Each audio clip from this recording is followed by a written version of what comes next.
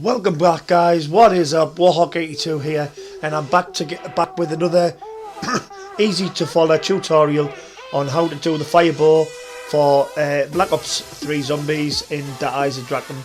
Now, what you need to do first of all is go up into the bell tower, which is near the courtyard, and shoot the back of the clock, the clock face, and it'll drop the broken arrow for the fire one.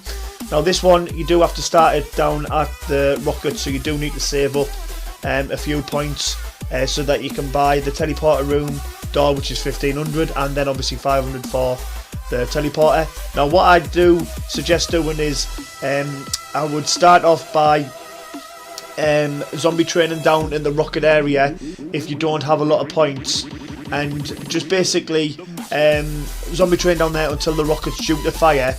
Then when the rocket's due to fire, I would run over and press the button that you would normally press to start off the process for the Ragnarok. This is mainly down to the fact that it'll start spawning a lot of zombies, so you can pay for jumps.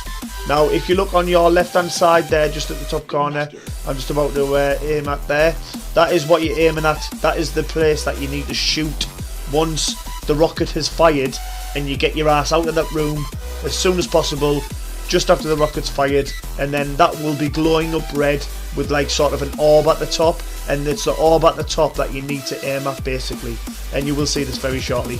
Now like I said, I just zombie trained around and around and around until the rocket was due to fire, and then once the rocket was due to fire, I then went over and pressed the little button which is there. Look, as you can see, it's green, so you can press it, and then you quickly run inside before the doors close and lock you out, because obviously the blast door's shut and the rocket fires. Now as you can see, there's a lot of zombies starting to spawn, so all you do is just go hell for leather, shoot as many zombies as possible. This is because it's obviously going to give you more money so that you can buy the jumps, just in case you don't hit things first time. Now I will say on this particular run, I absolutely nailed it, but it did take me a lot of time and a lot of tries beforehand. Now as you can see, the blast door's open because the rocket's finished firing, and like I said, that little piece, we'll call it a stone, the sunstone, or well, the firestone, we'll call it the firestone, as you can see, is now glowing up red, and that little tiny orb at the top you need to hit. Now what I suggest doing is, I don't try and hit it directly, I always try and aim just in front of it.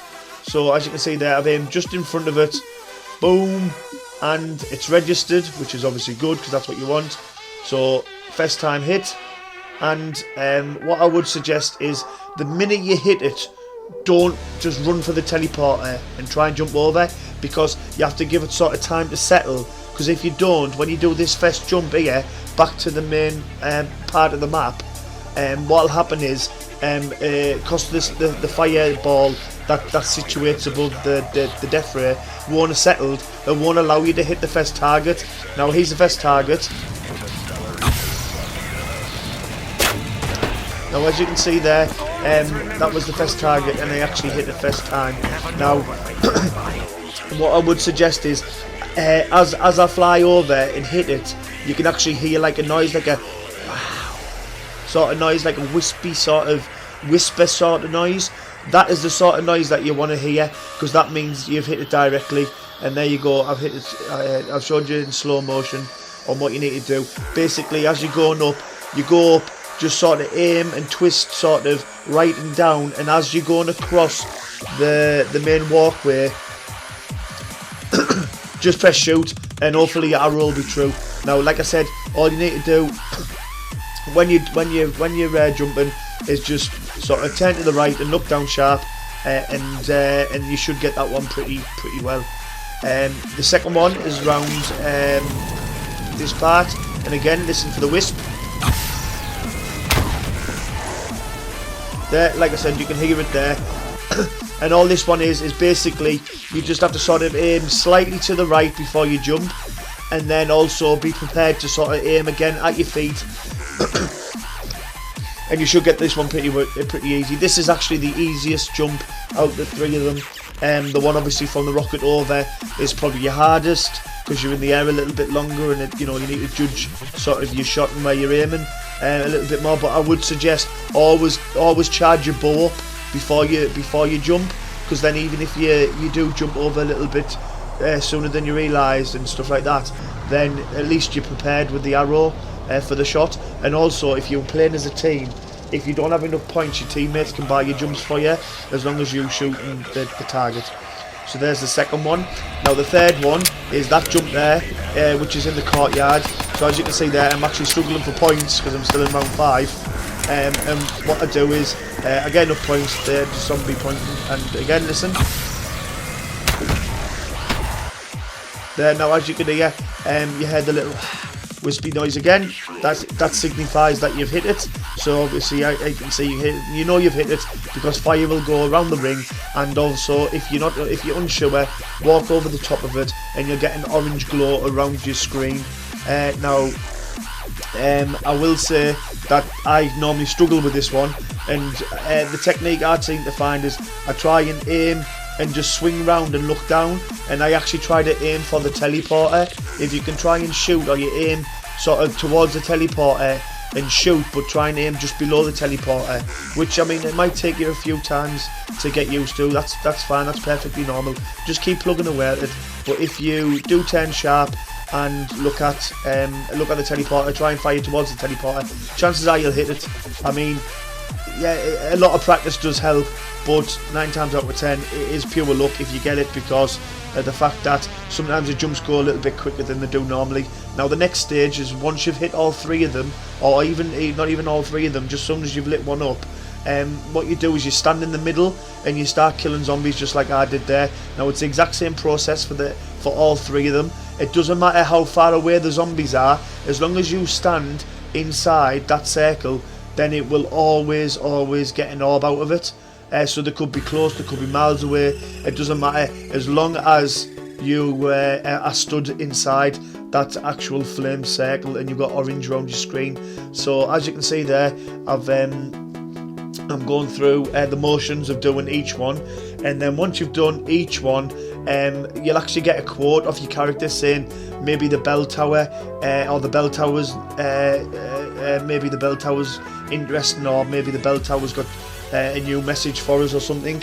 And basically that's telling you that you need to go back to the start where the courtyard is, go into the bell tower where you originally shot the back of, where you collected the broken arrow from, and what will happen is there'll be a clock there what you press. Now I'm just showing you here the fireplaces that you're about to hit. So this one is situated right near the dragon, that's above the doorway, just near the beginning. If you run around the corner, you come into Samantha's sort of area, Samantha's room sort of area, and the fireplace is just to the right hand side as you walk through the door. And the last one is in the church, which obviously I'm sure everybody knows, which is directly below the dragon. Now each of these fireplaces has a different symbol inside it. Now the symbols inside are basically a cross, just a straight out cross. One of them sort of like an arrow with like a little sort of bumpy arrow, and then the other one's sort of a bumpy arrow with an arrow with a little bumpy arrow. Now I will try and get some symbols up to show you if I can, either on my way or either in the description, so you know roughly what symbols you're looking for. And like I said, if you just check the description, I'll try and get an actual photo in there, or some sort of recognition with the corresponding fireplace. Now what I've done, like to do my best, is if you look there you can see the symbol, so they're the kind of things that you're looking for. Now unfortunately the other 2 fireplaces are a little bit hard to see, so what I've done is I've actually started shooting inside them so that you can see, because they'll get lit up, and hopefully this bit will help you a bit more there. Look, as you can see there, it's sort of like 2 little bumpy, like it looks like, well, you could say it's like an arrow and then an arrow and an arrow and an arrow, but yeah, as you can see, they're quite hard to see. But if you maybe take a screenshot of that picture as it's lit up, you know, pause the video, take a screenshot, maybe that'll help you. maybe that'll help you out loads, and at least just sort of you have a rough idea on whereabouts you're going within the map. And this is the final one in Samantha's room, or near Samantha's room should I say, and as you can see there, it's a cross. If you can't see that very well, it's not very clear. It's not very clear that for some reason, but it is. It's just like an actual cross, which is actually just like the flag just above the fireplace. So if you look at the actual red flags just above the fireplace, that's what type of cross it is inside there. Now, this again is a total random process. The clock tower will actually decide which fireplace you need to hit. It could be that you hit the church one game, you might hit the one near Samantha's room the next game, but they are random, and all you need to do is hit the back of the clock face, find out which one you need, and then stand on whichever symbol is still lit up. Sometimes it could be the symbol that's down there near the clock tower. Sometimes it's that one in the middle where the death ray is, and sometimes it's the one right down the bottom where the bridge is. Now basically what will happen is every time you when you stand on that lit up symbol and shoot, you will spawn a volcano eruption bit.